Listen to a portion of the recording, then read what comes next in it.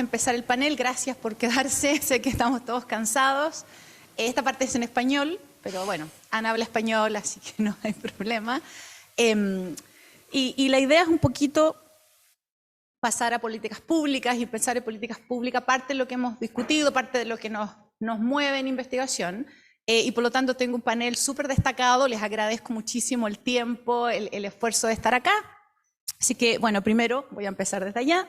Tenemos a Nicolás Rato, que es el jefe del Departamento de Intermediación y Prospección Laboral del Ministerio del Trabajo. Muchas gracias, Nicolás. A la derecha mío está Rodrigo Krell, que es el secretario ejecutivo de la Comisión Nacional de Productividad. Eso, evaluación y productividad, y te van a agregar después quizás algo más. Y al lado izquierdo tengo a Marcela Perticará, que es la directora del Departamento de Economía de la Universidad Diego Portales, la presidenta de la Sociedad de Economía de Chile, hasta ahora. Y ha tenido también, y ex miembro de la Comisión de Prospección Laboral, donde también participamos Rodrigo y yo.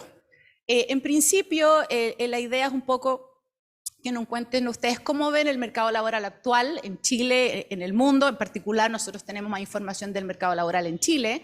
Y quizás sería interesante comenzar con una impresión de todos y aprovechar la instancia en que Nicolás nos puede contar la Estrategia Nacional de Prospección Laboral, que se lanzó hace un poco y que ya es un trabajo de un tiempo. Habemos acá varios miembros y que hace, digamos, palpable algo que todos creemos que era necesario, pero en general darle gobernanza y que esto funcione ya es un paso. Entonces, o quizás podemos empezar por la estrategia y luego nosotros reaccionamos un poco, más allá de que muchos ya hemos dado nuestro input, y los desafíos que se vienen, que es lo que a mí me parece interesante. De esto, bueno, cómo avanzamos, qué hacemos, etcétera. Entonces, gracias. Bueno, agradezco a los asistentes que se mantienen en el seminario. Ya es difícil un jueves de fin de semana largo estar hasta tan tarde, pero bueno, gracias por quedarse. Les voy a presentar ahora la Estrategia Nacional de Prospección Laboral. Se publicó en noviembre del 2023 en el Diario Oficial, el decreto 110, un decreto del Ministerio del Trabajo, y lo coordinamos desde un espacio bastante novedoso que está en el Ministerio del Trabajo, que se llama División de Políticas de Empleo, que es una división que lo que hace es que viene a ordenar lo que funcionaba dentro, que era muy disperso en el sentido que, por un lado, había un sistema de intermediación, que es la Bolsa Nacional de Empleo, por otro, había programas de emergencia del empleo, que básicamente es trabajo directo que genera el Estado en ciertos sectores o localidades donde no hay demanda laboral suficiente para satisfacer los requerimientos de las personas. Y también el departamento que me toca presidir, que es el de prospección laboral. Que efectivamente toda esta estructura que venimos a presentar ahora es algo que empezó el 2021 en el marco de una preocupación del gobierno anterior, del gobierno del presidente Sebastián Piñera, por crear una institucionalidad para enfrentar el futuro del trabajo. Así bien en general, entendiendo que el futuro del trabajo venía a transformar la forma en que trabajábamos, ¿cierto? Y eso desafiaba las políticas públicas y particularmente las políticas de formación en general, de educación, y las de formación para el trabajo, por ejemplo, SENS. Para cambiar la diapositiva, no sé si lo hago mentalmente o... No, todavía no evolucionamos tanto. Si quiero los tengo. Todavía no hay resultados. Gracias. Bueno, ahí está el decreto 34, que fue el que creó la comisión asesora, y ahí han añadido durante estos ya casi 3 años de funcionamiento de la comisión diferentes representantes. Y por ejemplo, Marcela fue representante en la primera comisión hasta mediados del 2022, creo, al parecer. Sí, por ahí. Sí, participaste de una sesión, me acuerdo, el 2022 con nosotros. Paola y Rodrigo Krell también participan ahora como representantes. Ya les voy a mostrar la estructura para comentar en el fondo la composición que tiene esta comisión, que es lo que hace muy rico que sea esta estrategia. En el fondo, que hay diferentes sectores de la sociedad representados y del gobierno, lo que lo hace que el producto que busca tener esta estrategia pueda resolver, idealmente, esperamos, y eso es lo que hay que evaluar también, los intereses de estas distintas contrapartes. La presidencia de la comisión asesora está en el subsecretario del Trabajo, Giorgio Bocardo, en este momento, y hasta la fecha se han realizado 6 sesiones de la comisión asesora, y en la última fue que la comisión asesora acordó y le recomendó al ministerio esta estrategia, que finalmente el Ministerio la toma y la publica como política pública. Ahí está la página de la Subsecretaría del Trabajo, en caso de que quieran conocer con más detalle todo el trabajo de la comisión y de la estrategia. Ahí está el enlace al texto, a la propuesta de la comisión, etc. Como para entender un poco y poder profundizar, porque acá quiero básicamente señalar los puntos más concretos y relevantes, más que entrar en un detalle muy profundo. Esa es la comisión. Hay sector de gobierno, sector público, que está el Ministerio de Economía, el Ministerio de Educación, el Ministerio de la Mujer y el Ministerio de Educación media TP. En el fondo está el nivel superior y el nivel medio. Hay organismos internacionales y técnicos. Está la Organización Internacional del Trabajo, está la CEPAL, está la Comisión Nacional de Evaluación y Productividad. La comisión decidió que era pertinente también que en este espacio participara el INE, el Instituto Nacional de Estadística, y hay un representante ahí de su departamento de estadísticas laborales. Está la academia, que está básicamente Juan Bravo, Paola Bordón y Pablo Egaña, de diferentes instituciones de educación superior. Alberto Díaz de la Central Unitaria de Trabajadores, la CPC, la Organización de los Empleadores, CENSE y Chile Valora, que Chile Valora no sé si lo conocen, ¿no? Chile Valora es un organismo que certifica competencias de las personas. Entonces, sin importar si la obtuvo en el trabajo o formalmente en instituciones de educación, les convalida las competencias, por así decirlo. Entonces, en el fondo, entendiendo que la información que se produce acá tiene que servir para saber en qué certificamos y en qué capacitamos, no solo en qué capacitamos. A mí me toca ser la secretaría ejecutiva de esta comisión y quien preside la comisión es el subsecretario del Trabajo. Estos cargos en general son rotativos, particularmente lo académico. El decreto no establece que anualmente deben renovarse estas personas. Y eso, a mi juicio, lo hace bien interesante porque tenemos la oportunidad de que una mirada bien amplia en términos académicos pase por la comisión. Ahí está el hito que les comentaba, que esto sucedió en octubre, que fue cuando la comisión asesora aprobó y recomendó la Estrategia Nacional de Prospección. Ahí ya teníamos el logo y todo. Y esta fue la propuesta que finalmente toma el Ministerio y publica ya la versión ya sin tanto formato y no tan bonita, que es básicamente lo que aparece en el diario oficial, ¿cierto? Que es la estrategia misma de prospección laboral. Y eso es lo que les comentaba, que fue el 24 de noviembre. Solo para comentarles la estructura que tiene esta estrategia, hay una parte de antecedentes donde se menciona todos los sistemas de información que tiene el Ministerio del Trabajo, cómo esto es parte de esos sistemas de información. Todo este cuento que les he estado contando a lo largo de esta exposición, los objetivos y ejes transversales de la estrategia, que es donde voy a profundizar un poco ahora, la definición de conceptos, que se habla mucho, ¿cierto?, de prospección, análisis del mercado laboral, competencias, cualificaciones, y la idea es como tener un glosario compartido a lo largo del texto y se define en ese apartado. Está un eje de acción, que son las medidas ya en concreto y los compromisos institucionales que se establecen. Hay una parte de gobernanza y planificación. Ahí define cuál es el rol de la comisión, cuál es el rol de la subsecretaría, producción y análisis de información, que yo creo que es como la parte más entretenida, que finalmente es en concreto qué información se produce en el marco de esta estrategia. La asistencia técnica, que también es bien entretenida esta parte, que en el fondo es quién recibe la información y bajo qué mecanismo empiezan a consumirse la información que se produce sobre el mercado laboral. Entendiendo ahí también, y se los voy a mostrar, los públicos principales o los públicos objetivos que tiene toda esta información. La difusión a la ciudadanía y el fortalecimiento de iniciativas sectoriales, que también tiene lo propio, pero creo que acá es menos pertinente, así que no me voy a centrar en aquello. Y por último, el reglamento del programa Observatorio Laboral, que es un programa que existe hace ya bastante tiempo en CENSE, y lo que se hace acá es ampliarle un poco el foco y categorizarlo como el organismo principal de productor de información para toda esta estrategia de prospección y para todos los actores que estaban ahí en la comisión asesora. Entendiendo que la información del mercado laboral, el único que la consume no es solo el CENSE, sino toda esta diversidad de actores. Ahí está más o menos la estructura institucional de todo esto, que es básicamente crear una institucionalidad, lo decimos de esa forma, para enfrentar el futuro del trabajo. El futuro del trabajo, siempre está la discusión en los seminarios, si llegó, si no llegó, si está sucediendo, etc. No me gusta mucho, suena bien, pero no sé si hay que defenderlo tanto. Me gusta más el concepto de transición, o sea, como en el fondo, en un momento las cosas empezaron a cambiar, seguirán cambiando, no sabemos hasta cuándo ni a dónde llegarán, y nosotros estamos en el medio de aquel proceso. Entonces estamos viendo transiciones. Ahí hablamos de la transición tecnológica, socioecológica y demográfica. Y ahí podemos profundizar cada uno. Me imagino que a lo largo de este seminario hablaron de aquello, mucha ocupación en riesgo de automatización, La crisis climática impide que se sigan realizando los mismos trabajos que se hacían antes, pero también hay una serie de nuevos empleos que se crean en el sector de la economía verde, otros que se verderizan, y la transición demográfica también. Las personas, ¿cierto?, empiezan a envejecer progresivamente. Las proyecciones para América Latina nos indican que va a haber más personas de mayor edad, y eso es un crecimiento de las demandas de cuidados. Bueno, todos esos cambios, todas estas transiciones impactan en el mercado laboral, ¿cierto? Y eso nos hace necesario diagnosticar y anticipar estos cambios, que es los cambios en las formas de trabajo, ¿cierto? Cambios en la habilidad y en los perfiles requeridos por las empresas, y el efecto de las tecnologías en las condiciones de trabajo y empleo. Y lo que viene precisamente a establecer esta estrategia es que en todo este marco, el programa Observatorio Laboral viene a levantar y a sistematizar y a poner a disposición toda la información que implican estos cambios.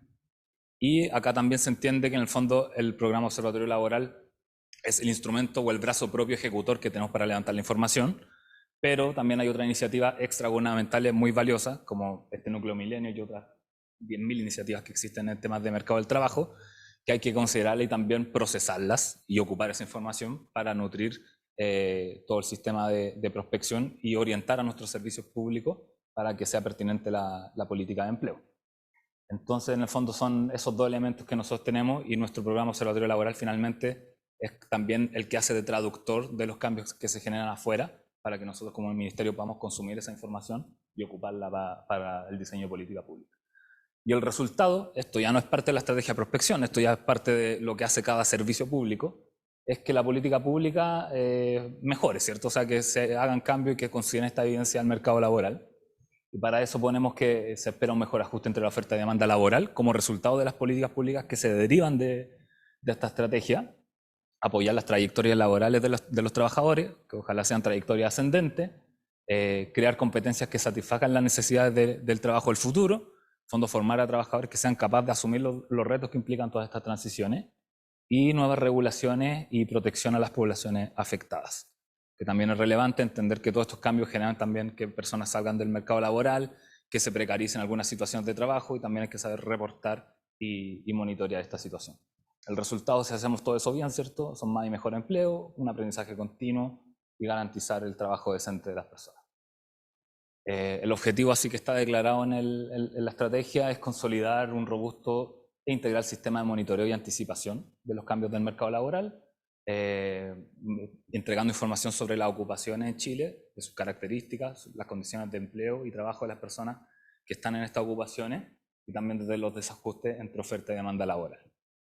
Como ven, hay muchas instituciones que producen información sobre esto, y es el desafío que nosotros tenemos también, de leer e integrar este tipo de información.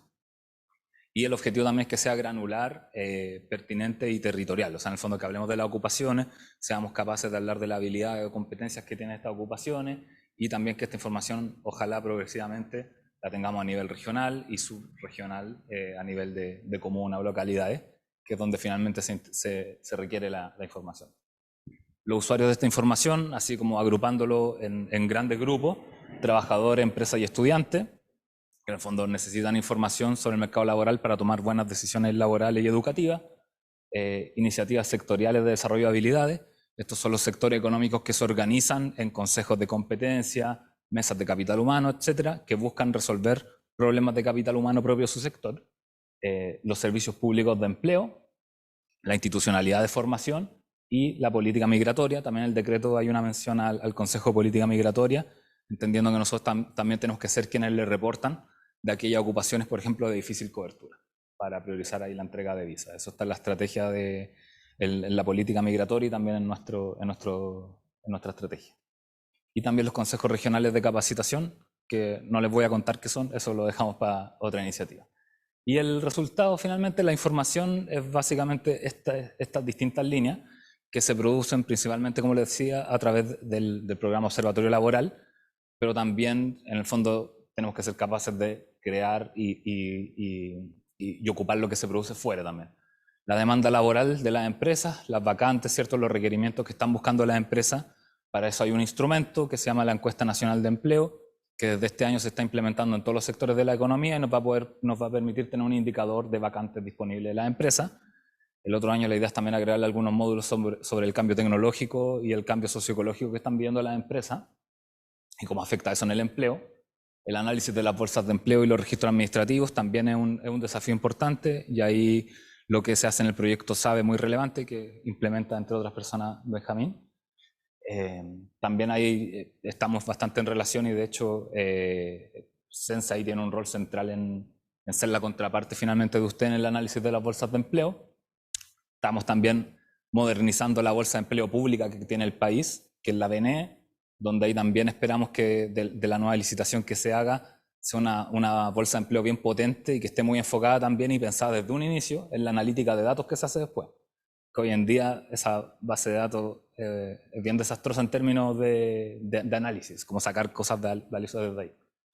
Ahí nos dirá Benjamín si eso es cierto. Bueno, también tenemos otra metodología que es la vigilancia tecnológica y los paneles de expertos, que es básicamente monitorear sectores estratégicos que son para el país. Por ejemplo, este año se hizo con el hidrógeno verde y se está haciendo con el litio, entendiendo e identificando aquellas tecnologías que a nivel internacional se están discutiendo en el sector y poniéndola en discusión después con paneles de expertos que te digan, oye, esta tecnología se va a implementar pronto, no se va a implementar, en 5 o 10 años, la capacidad que tenga de difusión.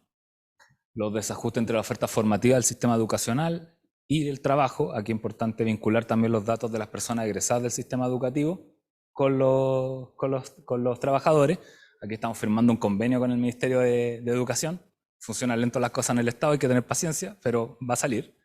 Y eso no, cuando salga yo creo que va a ser grandioso. O sea, en el fondo poder seguir a una persona toda su trayectoria en los registros administrativos de cotizaciones, ¿cierto? Tiene harta potencia.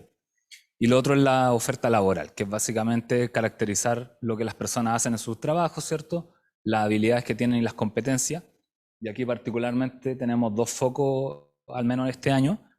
Uno es caracterizar en los diferentes territorios y comunas del país a los usuarios de las oficinas municipales de información laboral, que son los buscadores de empleo. Y por otro lado, a las personas que se ven afectadas por el cambio tecnológico, particularmente trabajadores que se ven afectados por cierre de industria o por implementación de tecnología, como cajeras, por ejemplo, poder tener evidencia también de aquello y poder monitorear ese impacto del cambio tecnológico, que hasta ahora sabemos que pasó y que está, pero no es muy claro en el fondo cuánto y cómo se vieron afectadas estas personas.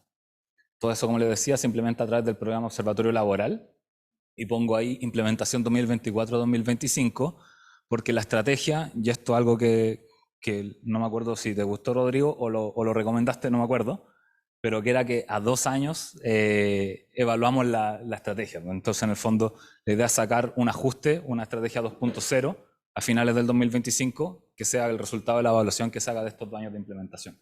Porque acá nosotros tenemos cosas que en este momento estamos viendo como relevantes o ejes de trabajo importantes, pero puede ser que surjan otras cosas relevantes y hay que saber abordarlas. Así que eso. Ese es un resumen muy expreso de la estrategia. Muchas gracias, Nicolás. Bueno, algunos se enteraron que existe una estrategia, algunos llevamos un tiempo revisándola, así que bueno, muchas gracias por el resumen. Nos parece a todos que es súper relevante un avance en términos de gobernanza esto, ¿no? Porque si veían, existen en Chile muchas instituciones, todos proveen información, pero finalmente sacar cosas que podamos tender evidencia y de ahí proceder a política pública, había un espacio muy grande. Bueno, ahora dejo la palabra a Rodrigo, que un poco nos cuente desde el punto de vista de la comisión, donde ustedes ven que hay un espacio, pero los desafíos del mercado laboral, sobre todo en brechas de productividad, que es lo que nos interesa hoy día. Todo el mundo habla de productividad y los que venimos del mundo micro, no sé bien lo que es productividad, cómo se mide, ¿te fijas? Entonces creo que hay ahí un desafío y sería súper importante que nos cuentes desde el punto de vista de la comisión cómo ven ustedes eso y cómo podemos avanzar desde el punto de vista de los que estamos acá, que hacemos investigación. O sea, nosotros como que en realidad estamos pensando siempre en hacer un paper, investigar, pero por otro lado está la bajada a que sea policy relevant, ¿no? Entonces ahí es como importante también que nos den la visión de la comisión y tus impresiones. Excelente, bueno, buenas tardes, muchas gracias por la invitación, Paola. Sí, está funcionando. La productividad de distintas cosas, según el nivel en que uno la quiera medir, ¿cierto? Uno podría medir, pero viendo lo más básico, ¿cierto? Productividad es cuánto logramos hacer con una determinada cantidad de recursos, ¿cierto? Limitados, de los cuales siempre el trabajo es, si no el más importante, de los más importantes.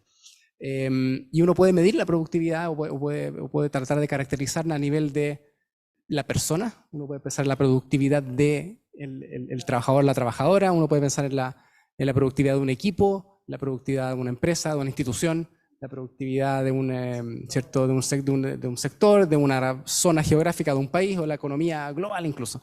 Y todas ellas tienen, bueno, miradas distintas. Pero en todos esos niveles es clave, son clave las políticas de empleo y el mercado laboral, el funcionamiento del mercado laboral en general. Y el tema, de hecho, que convoca este seminario es clave, es el ajuste entre oferta y demanda es un determinante muy importante, lo miran todas las comisiones de productividad, nuestros pares en el mundo, es uno de los determinantes más importantes de la productividad a nivel de los países, que es lo que se suele mirar a nivel macro. Y ahí es donde hay varios desafíos importantes, ¿cierto? Por cómo está el mercado laboral actualmente, si uno mira la foto, y la trayectoria y la dinámica, la trayectoria que hemos seguido en el tiempo, ¿cierto? Tenemos un empleo que ha venido creciendo a tasas insuficientes, diría yo, básicamente impulsado por el empleo público. El empleo privado no ha estado creciendo, en verdad. Y eso viene por una insuficiente demanda de trabajo, ¿cierto? Desde el sector empresarial.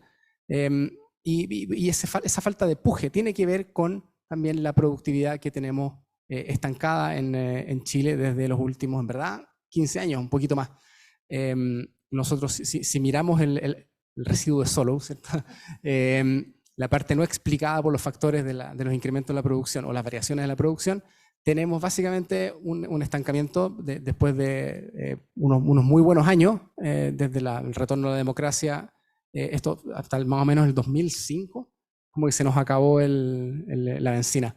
Y eso tiene consecuencias muy importantes a la larga, digamos, de muy largo plazo, porque al final de cuentas es el gran motor de incremento de salarios y de la calidad de vida de las personas. Es imposible tener incrementos sostenidos en el nivel de vida sin aumentos de la productividad. Entonces, creo que tanto la discusión y lo que aprendemos de los seminarios como esto, de la investigación en temas de mismatch, como la política pública, que en este caso hoy, por supuesto, impulsa el Ministerio del Trabajo, son clave. Tenemos ahí yo creo que varios desafíos de mejor funcionamiento del mercado laboral y también en temas de cómo generar políticas públicas que hagan más probable solucionar las fricciones del mercado, ¿no?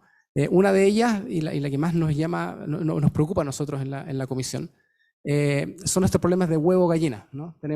Hay mismatch que a veces no se ve, porque uno no puede ver, digamos, la demanda, que es la que, y tampoco hay la oferta de ciertas habilidades, ¿no? El sector, y no estamos como país en un sector económico, y eso ocurre porque, claro, inversión extranjera, por ejemplo, en algún sector clave, no va a llegar si no está instalada la capacidad, ¿cierto? Si no hay trabajadoras, que tengan las habilidades necesarias y obviamente nadie va a obtener esas habilidades si no está la demanda. Y ahí es donde es un área bastante evidente en que la política pública tiene bastante que aportar. Pero yo diría que ese es uno de los principales desafíos. La productividad se tiende a expandir más por añadir sectores y actividades nuevas a la economía que por mejorar la existente, que también es importante, ¿cierto?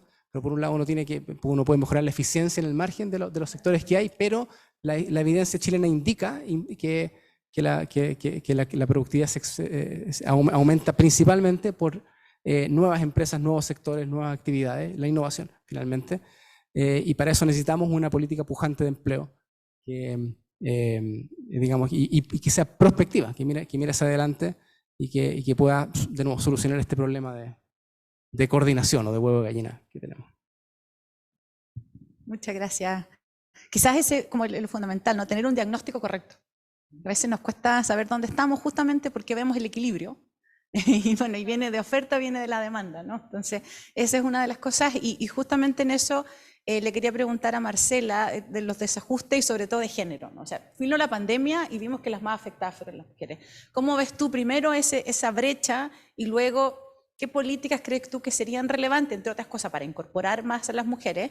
Pero también hay una pérdida de talento y productividad y luego justamente con nuestras otras, es decir, aquí tenemos talento, pero luego tiene que buscar el match, ¿no? Buscar justo el trabajo y ahí hay un problema, no hay empresas nuevas, o sea, vemos que está estancado el empleo y entonces, bueno, si es que yo quiero encontrar empleos porque alguien me dejó el espacio, no, se está creando uno nuevo, estamos compitiendo como por los mismos trabajos. Entonces, cuéntame un poco cómo lo ves tú, sobre todo desde el punto de vista de género, que es donde probablemente eres la experta. Así que muchas gracias, Marcela. No, muchas gracias por la invitación. Es siempre un gusto estar en este tipo de instancias donde uno discute más allá del paper que escribe. Mira, yo creo que es importante tomarle la temperatura de que lo que estamos viviendo ahora no es solamente ni estallido ni pandemia. Es algo que yo diría que aproximadamente en 2015, 2016, uno ya veía que independiente que teníamos una expansión sistemática, por ejemplo, de la participación laboral de ciertos grupos, entre ellas las mujeres, se había hecho más lenta, mucho más lenta que lo que hemos visto muchos años anteriores, ¿ya?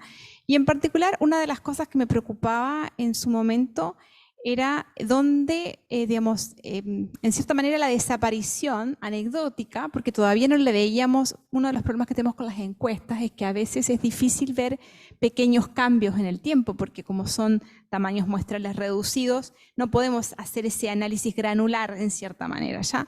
Entonces, pero igual, si uno veía así, yo miraba así con buena cara, veía que efectivamente, por ejemplo, en ciertas ocupaciones de servicio donde habían proliferado empleos fundamentalmente femeninos, teníamos menos absorción. Atención al público, piensen nomás anecdóticamente su ISAPRE, ¿cuántas oficinas de atención al público tenía su ISAPRE? ¿Cuántas dependientes tenían? Y ahora, con suerte, tienen que pedir turno para ir a una oficina. Yo tengo una oficina en Santiago para ir, ¿ya? Entonces creo que lo que evidenció, lo que hizo la pandemia fue golpearnos fuertemente y mostrarnos que esa tendencia ya estaba ahí y de repente tuvimos como un parate. Entonces tuvimos efectivamente un retroceso brutal en la participación de la mujer que todavía no se ha recuperado completamente, en absoluto.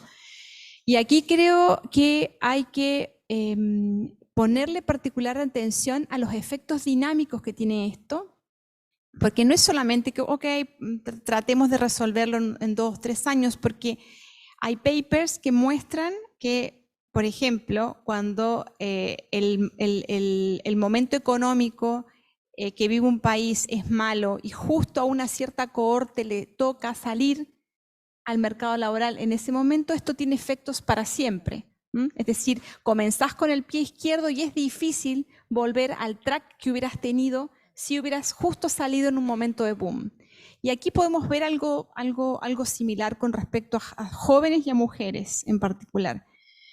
La tasa de desempleo de los jóvenes siempre ha sido alta, pero ahora está bastante alta, en particular para las mujeres como 24-25%, es decir, 1 de 4 mujeres jóvenes no consiguen empleo. Y nuevamente vuelvo a los efectos dinámicos, porque nosotros bien sabemos, la literatura nos ha hablado en el pasado, que lo que pase con las madres ahora puede también impactar lo que pase con las hijas después. Un tema de roles, de temas culturales, roles, expectativas que afectan también las trayectorias educacionales de los sujetos. Entonces, creo que hay que ponerle mucho ojo y en particular en este grupo yo creo que es fundamental algún tipo de red de protección particular. Nosotros seguimos también con tasas relativamente altas de embarazos en mujeres adolescentes y jóvenes, altas para el nivel de desarrollo económico que tenemos como, como país, ¿no es cierto? Insertos, inclusive no hablemos OECD, hablemos Latinoamérica. Son inclusive altas en relación a otros países latinoamericanos que tienen nivel de desarrollo mucho más bajo que nosotros. Entonces, claro, ¿qué políticas? Bueno, yo creo que todo lo que sean políticas de prevención para evitar que estas mujeres se salgan del sistema educacional, para evitar que tengan esta trayectoria, para facilitar esa transición entre el sistema educativo y el sistema laboral es esencial. Y aquí uno de los aspectos que yo creo que hay que está todo el tiempo en el debate y política pública, tiene que ver con tratar de volver a enfatizar que no necesariamente el único camino es la universidad, que hay otras estrategias valiosísimas para insertarse en el mercado laboral, que no es un título universitario, ahí está todo lo que es enseñanza media técnica profesional. Y en particular hay ventajas, el cambio tecnológico también trae ventajas, ventajas súper importantes que tienen que ver con un mercado laboral que es menos local de lo que era hace 5 años atrás, un mercado laboral que te permite una flexibilidad que tampoco tenías hace 5 años atrás, con esta combinación de trabajos híbridos.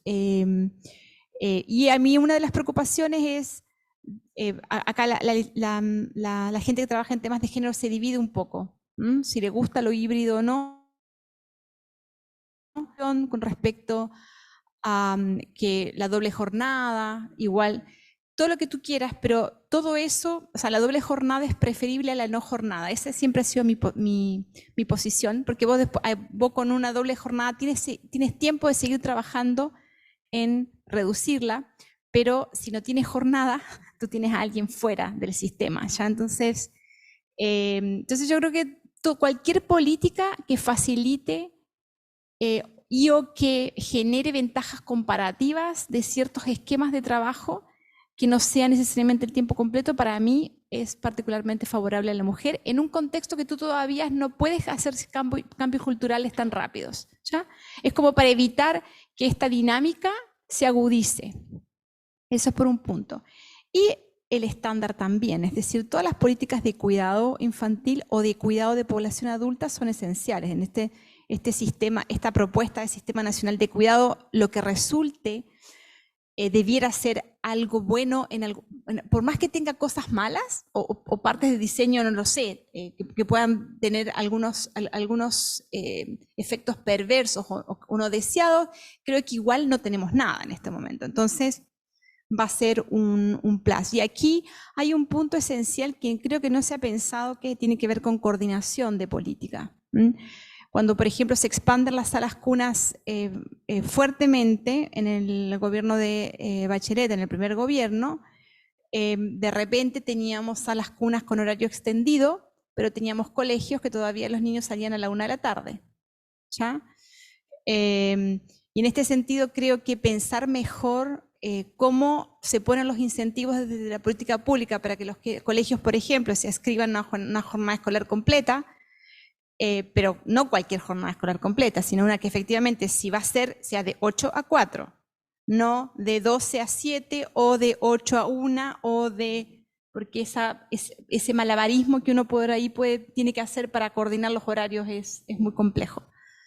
Y finalmente creo que es esencial, un poco lo estuvimos hablando recién, es decir, la mujer tradicionalmente se ha ubicado en sectores que son menos productivos o que con productividad más baja, no son los sectores más dinámicos. Por ejemplo, si hablamos de empleo en retail o en atención al público, no son los sectores más innovativos, más productivos. Es cierto que con la inyección de capital y tecnología ahora por ahí puede haber habido aumentos de productividad. Entonces creo que es esencial ver cómo uno puede hacer un switch hacia sectores más dinámicos, es decir, cómo encauzar esta oferta laboral femenina y vuelvo a la carga de que una opción es justamente todo lo que es educación técnica, que en general es una educación más focalizada en aprender ciertas competencias extremadamente específicas, que te saca más rápido al mercado laboral y que te genera menos inercia. Entonces, muchas gracias, Marce. Yo creo que esos son puntos relevantes que, si bien mucho hemos pensado, otra cosa es cómo la bajamos a la política, ¿no? Siempre es como del punto de vista nuestro, tú publicas, miras algo, pero luego cómo la bajamos, cómo se mueve, hay una inercia tremenda en el Estado. Sí, claro, uno puede discutir siempre, como alguien me decía, en las 4 paredes fácil, ¿no? Diseñarla es como el desafío. Exacto, es como que hay que hacer esto, ¿no? Es como, yo creo que ustedes están justamente al otro lado dándonos. Entonces, bueno, primero quiero de nuevo agradecerles y darle la palabra a ustedes para que después te puedan reaccionar, si tienen preguntas, ideas, propuestas, lo que sea que les quede dando vuelta, que sea interesante. De verdad, hay gente experta en lo que hace, así que creo que es un momento súper interesante y desafiante también, de cómo estamos viendo, no solo en Chile están los cambios laborales, está pasando en el mundo, ¿cierto? Hay una preocupación por la automatización, también nos vamos a recuperar de pandemia, ¿qué pasa? Digamos, excepto Estados Unidos, que ha sido de verdad muy resiliente, el resto hay quizás un rezago. Entonces dejo el micrófono abierto si tienen alguna sugerencia, pregunta, duda, comentario respecto del mercado laboral, de cómo vamos con las políticas públicas, la misma estrategia, etc. Es que por el Ya, es que en tema de políticas públicas, desde que entré a la U, siempre he tenido muy claro el diagnóstico. Todos los profesores nos han repetido que la productividad no crece, que el IMASEC no minero, que está con rendimientos, o sea, lo he escuchado todo el rato. Y también me recuerda a una columna de opinión, creo que en el Mercurio, de Andrea Butterman, cuando estuvo en la comisión, la CENEP también, diciendo que era un trabajo, en sus palabras, súper ingrato, porque uno iba, trabajaba, tienen contratadas personas que están haciendo jornadas completas de estudios, recopilando los resultados de la academia, y que se arman informes, torres de informes en la oficina de la CENEP, y que al final quedan en los pies del gobierno, como la parte no tanto administrativa, sino que más bien las pegas del subsecretario, de distintos encargados de departamento, y que a lo largo de distintos gobiernos, todos estos informes y todo estos output, al final, de personas súper capacitadas, quedan ahí para recaudar polvo. Y de la misma manera que cuando entré a la U, he escuchado que la productividad no crece, es un diagnóstico súper claro. Y todos reconocemos un poco que hay un estancamiento, y hay un diagnóstico claro, hay posibles soluciones. No he leído los informes de la CENEP, pero algo debe haber ahí, con tantos profesionales dedicados por tanto tiempo, y que gobierno tras gobierno no se ha podido hacer mucho, a pesar de que la institucionalidad ha estado. Y nunca me quedó muy claro si es que el problema es no existen suficientes facultades para la CENEP y es un problema de gobernanza, de que se hacen los informes que no son binding, o que tiene que haber un rol más activo desde las autoridades políticas, idealmente en el gobierno, porque son quienes tienen iniciativa de gasto, pero quizás tiene que ser algún senador que pida los informes y hacer cosas. Entonces, como estando dentro de la máquina, ¿cuál es la opinión respecto a eso?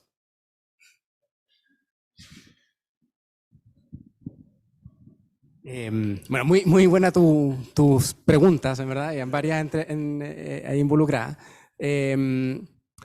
Sí, a ver, yo comparto a veces la frustración de la Andrea, que como bien dices tú fue comisionada, fue parte del primer consejo directivo de la comisión y tiene opiniones súper fuertes en varios temas. Y tiendo a coincidir con ella. Ahora hay otra mirada, ¿ya? Uno, cuando ya lleva algún tiempo en temas de política pública, se da cuenta que las políticas usualmente no se generan, los cambios no se gatillan tan rápido, son movimientos más tectónicos, así.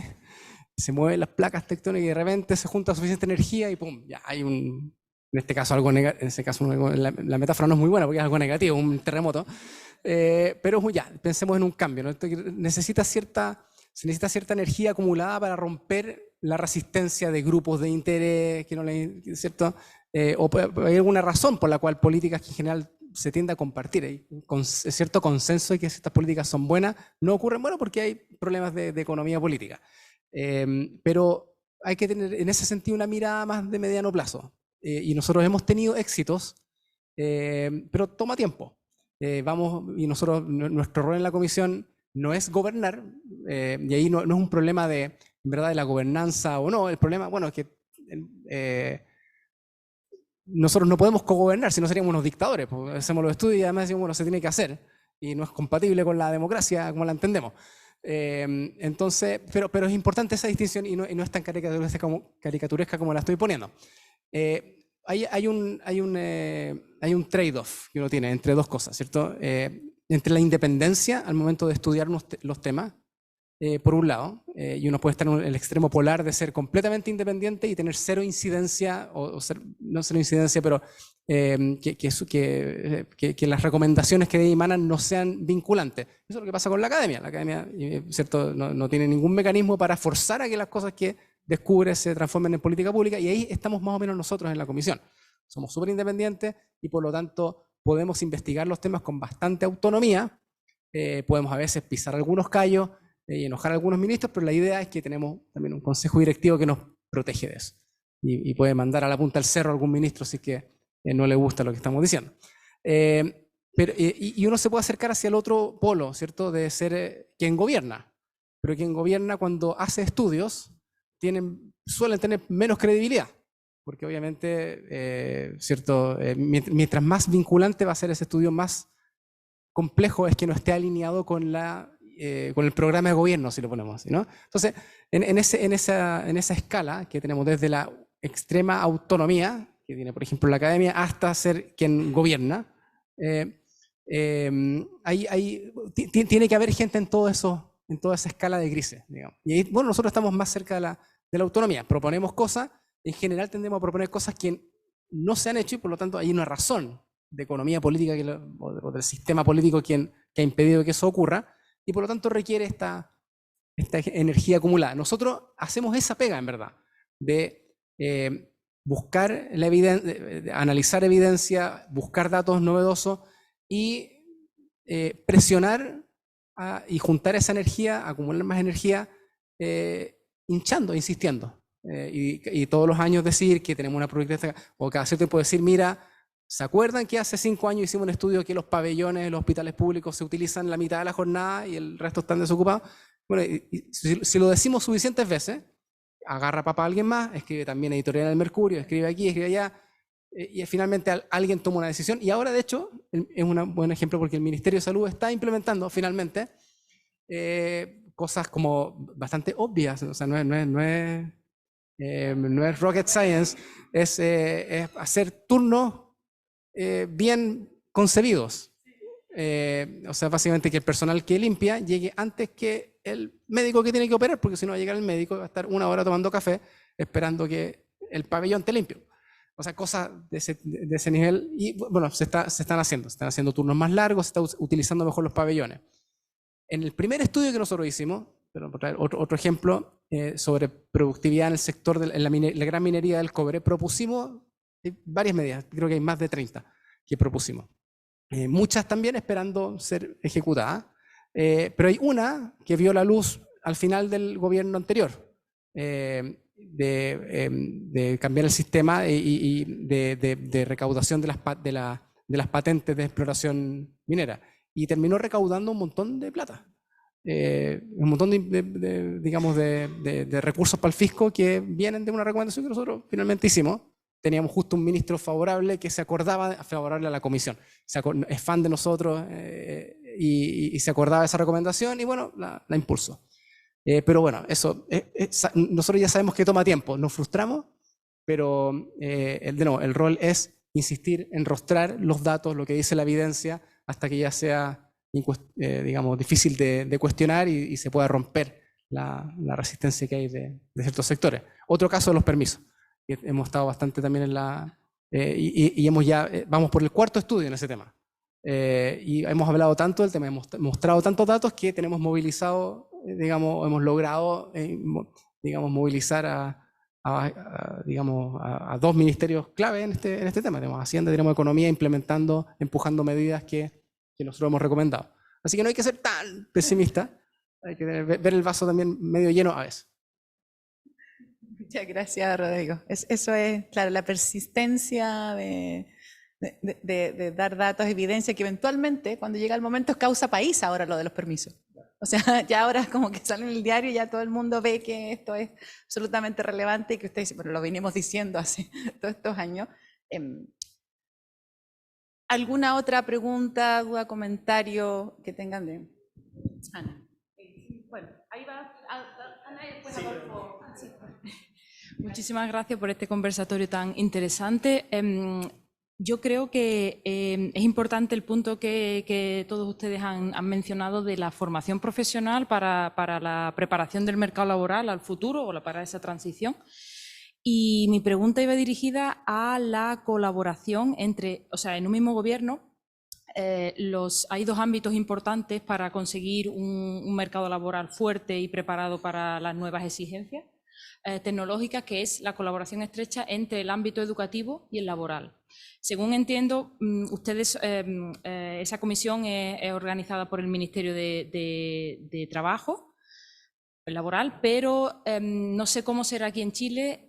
Si la colaboración es estrecha, aún en el mismo gobierno, ¿no? Pero como son dos ministerios diferentes, si la colaboración es estrecha entre el Ministerio de Educación o formativo y el de Trabajo, porque es fundamental, si no se coopera juntos, aunque se esté del mismo gobierno. Ay, perdón. Sí, gracias. Respecto al programa que nos presentaron de prospección laboral, me brillaron los ojos cuando dijeron eso de que íbamos a tener, idealmente se va a poder ver datos de carreras laborales, como que soñé la cantidad de papers que se pueden hacer con eso. Sí, sí, no, es que por ejemplo yo estoy tratando de acceder a los datos del seguro de cesantía, llevo un año en el trámite y si me prometen un trámite menor de un año ya me entusiasma. Pero ahí me surge la otra duda y que tiene que ver, está ligado a mi línea de investigaciones, si tienen algo, entiendo que hay muchos ejes que no mencionaste por el tiempo, pero me pregunto si tienen algún eje ligado a la informalidad, porque por mucho que tengamos índice de datos administrativos, la informalidad por definición misma no aparece. Entonces, si una persona desaparece del mercado laboral en los registros administrativos, puede ser porque está desempleada y eso requiere una política pública distinta, o puede estar porque está informal. Entonces es como preguntarte al respecto de eso.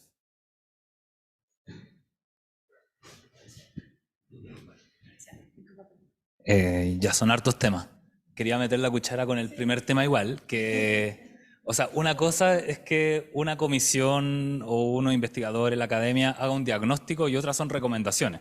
A mi juicio, el diagnóstico, claro, si está basado en evidencia, seguramente va a ser incontestado. Si es reproducible, los datos están ahí, yo le creo totalmente al diagnóstico. La parte de la recomendación, a mi juicio, ahí estamos en una parte un poco más gris, o sea, esa es la parte en donde ya... O sea, los que estamos ahí adentro sabemos que muchas veces te preguntan la opinión, tienen entrevistas contigo antes de escribir las recomendaciones, quien hace los estudios en general. Entonces eso efectivamente lo hace diferente. Y lo otro es que, claro, o sea, una cosa es que esté escrito, que la recomendación sea muy buena, y otra es que llegue a oídos de las autoridades, se difunda, genere interés en diferentes actores, en el mundo social, político, y político es lo más evidente, ¿cierto? O sea, que en el fondo tengáis las mayorías políticas de diputados y senadores para aprobar una modificación legal, pero la otra que es muy importante y que nosotros nos apoyamos bastante en esa en el Ministerio del Trabajo, que es el tripartismo, que en general es como tripartismo genérico, pero es bien interesante y relevante y lo rápido que avanzan las cosas cuando tus políticas se blindan tripartitamente. Y es básicamente tener a representantes de empleadores y trabajadores y gobierno en la misma mesa, discutiendo y coincidiendo en temas. Y la reforma de 40 horas se hizo en esa línea y gracias a eso salió bien rápido. Y hubo que meterle cambios, efectivamente, hay gradualidad, se metieron medidas de conciliación, hay diferentes cambios, pero así las cosas salen. Y estamos bien convencidos de que esa es la vía.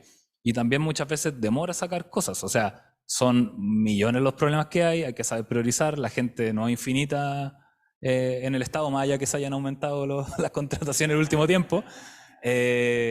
Muchas de esos puestos son asistentes o apoyo, pero el cargo político también que toma la decisión o el apoyo más de confianza son limitados, los tiempos de la autoridad para avisar algo son limitados también. O sea, ahí por poner un ejemplo de una modificación que metimos hace poco en el Congreso y que se aprobó al seguro de cesantía. que es que cambiamos, era una reforma de la otra subsecretaría, de Previsión Social, que básicamente aumentaba las coberturas y las tasas de reemplazo del seguro de cesantía.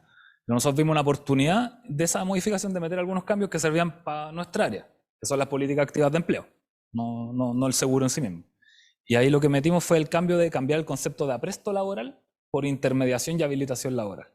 ¿Qué significa eso? Que con recursos del seguro de cesantía, antes se podía financiar medidas de apresto. ¿Y qué es el apresto? Básicamente que te ayuden a hacer currículum, ¿cierto? A preparar entrevistas, cosas por el estilo. Lo que nosotros cambiamos fue el concepto por intermediación y habilitación laboral. Y eso, chuta, duró un año esa discusión y que hiciera sentido la solicitud que hacíamos. Que, insisto, era cambiar un concepto en términos legales. Después por decreto hay que definirlo y viene otro trabajo, después diseñar la política pública. Y bueno, y costó. Y tuvo muchas reuniones, convencer a mucha gente, pero es bastante relevante y potente porque con recursos de esto, hasta el 2% del fondo, puedes implementar medidas de intermediación y habilitación laboral. Puedes financiar y fortalecer la O1000, puedes crear oficinas públicas también de atención para atender a las personas buscadoras de empleo, puedes llegar a territorios que tienen difícil cobertura, puedes empezar a conocer a poblaciones informales, por ejemplo. Puedes empezar a ya no esperar a que la gente llegue a tu oficina de empleo, salir a buscarla, sabemos dónde hay focos de informalidad, y ahí hay harto por hacer. Y por ejemplo, hay dos cosas sobre informalidad. En general hay poco, claro, o sea, no hay registro administrativo sobre informalidad, o al menos no registros nuestros de trabajo, sí registros del registro civil, por ejemplo, ahí sí. Y algunos municipios han hecho cosas interesantes, o sea, empezar a catastrar en las ferias libres a las personas informales. La pregunta es cómo eso lo estructuramos para que se hagan muchas ferias libres y seamos capaces de articular esa información. Yo creo que es el desafío, porque iniciativas locales de ese tipo hay y se conocen esas poblaciones. El caso de las plataformas digitales también, que ahí la proporción de trabajadores informales es bien grande y también se han hecho cambios en esa línea bien relevante, que no voy a entrar a hablar, nos abre otro campo muy interesante también. Podríamos hablar de plataformas también en otra ocasión. Y sobre educación y trabajo, efectivamente, yo creo en general hay como una separación bien crónica entre los dos espacios, al menos en el caso chileno, que se ha ido tratando de resolver progresivamente con comisiones. Esto que a mi juicio le dijimos bien concreto cuál es el apoyo, que era como intercambiar información para generar evidencia. Pero hay otras, comisión técnico-profesional, del marco de cualificaciones, y eso permite de cierta forma, o sea, uno dice, chuta, más burocracia por así decirlo, pero también ayuda a hacer coordinación y que se conozca gente y empieza a pensar cosas en conjunto que antes no estaba haciendo. Es bien relevante. Y ahí Sense con el Ministerio de Educación tiene un trabajo bien importante y Sense es nuestro brazo formativo también. Pero Sense tiene una normativa distinta al Ministerio de Educación. La regulación es bien distinta. O sea, está funcionando con otra normativa, otra lógica de funcionamiento. El aseguramiento de la calidad que tiene el sistema educacional no lo tiene el sistema de formación para el trabajo nuestro. Ahí hay unos desafíos gigantescos y que también estamos abocados en eso, pero demora tiempo, insisto. Eso, básicamente.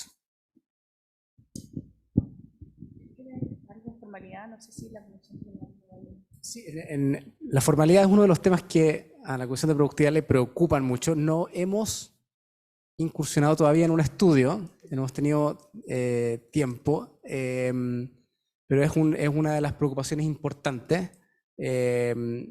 Primero porque es invisible, ¿no? Y hace, no solo es invisible en los datos administrativos, sino que en las mediciones oficiales. De hecho, sus efectos en la productividad, incluso la que medimos a nivel macro, ¿cierto? En muchos casos la producción es invisible, por el lado del PIB y obviamente por el lado del empleo, un factor. Entonces es muy difícil de conceptualizar y es un problema que aparentemente, bueno, todo indica que va creciendo. Es un problema digamos en varios países y hay razones para pensar que la presión hacia la informalidad puede también seguir aumentando. Y obviamente todo indica, vamos eventualmente a aumentar tasas de cotización. En conjunto si eso se suma a una buena política, que en mi opinión, que es la reducción de la jornada laboral, pero las dos cosas al mismo tiempo, bueno, genera un incremento del costo laboral que presionan en esa dirección y que el resultado final puede no ser el más deseable. creemos que la válvula, y ahí también está relacionado con productividad, porque una de las válvulas de escape es incrementar la productividad. O sea, uno puede elevar los estándares de protección de todo tipo de bienes jurídicos, la previsión de las personas, el medio ambiente, etcétera, ¿cierto? Todas las regulaciones que nosotros por buenas razones vamos añadiendo, ¿cierto?, a nuestra legislación, se pueden soportar y terminan teniendo efectos más benignos en la medida que incrementemos nuestra productividad. Con una productividad estancada, esas políticas es como apretar un globo por un lado, bueno, crece por el otro, y puedes terminar pagándolo más caro. Entonces, bueno, eso solo para mí, por lo menos, a lo mejor yo veo, si uno tiene un martillo, ve clavos en todos lados, dicen, ¿no? Pero yo veo como un rol y una razón más para estar preocupados por la productividad. Es cierto, lo cual también afecta mucho al mercado de las mujeres. Sabemos que una actividad informal es como si estoy informal porque tengo la flexibilidad que no me la da el trabajo formal. Entonces, bueno, ahí, Marce, ¿cómo ves tú no solo la informalidad, sino que cómo avanzamos hacia disminuir un poco eso sin que esto nos coste? Porque ese es el problema, como que tratamos de proteger por un lado, entonces al final quedo con tantas fricciones que termino de informal. Mira, el tema de, o sea, el paradigma del empleo asalariado tradicional, posiblemente en ciertos aspectos ha cambiado y va a seguir cambiando. Entonces, acá lo que es esencial, cuando tú te preguntas cuál es el problema de tener a alguien trabajando en una ocupación tal como hemos definido, en términos como muy vago, informal, tiene que ver con que esta persona no tiene en cierta manera ciertas garantías, por ejemplo, de que está haciendo su trabajo con seguridad, cosa que cuando está trabajando en una empresa, obviamente hay ciertas normas o ciertos estándares que la protegen. Por otro lado, lo vimos en la pandemia, cuando recibe un shock que puede no ser masivo como el de la pandemia, pero puede ser particular a su hogar, no tiene ninguna herramienta para suavizar consumo, no tiene acceso a ningún tipo de ayuda o subsidio, whatever que la ayude. Entonces, yo creo que posiblemente tratar de evitar que ciertas formas de trabajo no se sigan desarrollando es difícil. El tema es cómo las regulamos o cómo nos aseguramos que esa población de todas maneras tenga protección. Entonces, creo que, nuevamente, desde mi escritorio, en Ciudad Empresarial, mirando un laguito que tengo enfrente, es re fácil decirlo, ya lo sé, pero creo que efectivamente hay como una avalancha que es difícil de detener por las nuevas formas de trabajar. Pero antes de darle la palabra a otra persona, quería hacer un punto que me gustó con respecto a lo que decías, de que no necesariamente cualquier política que un académico puede ser implementable o pues es factible. Estuve en una charla el día de ayer en otro contexto y me encantó esta expresión. You have to love the problem, but not the solution. Es decir, a veces el problema que hemos tenido cuando hemos tratado de resolver algunos problemas es que tenemos una solución que nos parece razonable, que nos gusta, que nos parece atractiva y la queremos implementar. Cuando primero tendríamos que habernos parado con medios alejados, mirando el problema, analizando cuáles eran las raíces del problema, cuáles eran las consecuencias del problema, que no necesariamente son las mismas en cualquier contexto, en cualquier país, en cualquier grupo, y luego diseñar la solución. Tal vez en algunos contextos hemos tratado de aplicar soluciones preformateadas a problemas locales que no correspondían. Y en este sentido, por ejemplo, tal vez podemos avanzar en algunos aspectos. ¿Vos querías decir?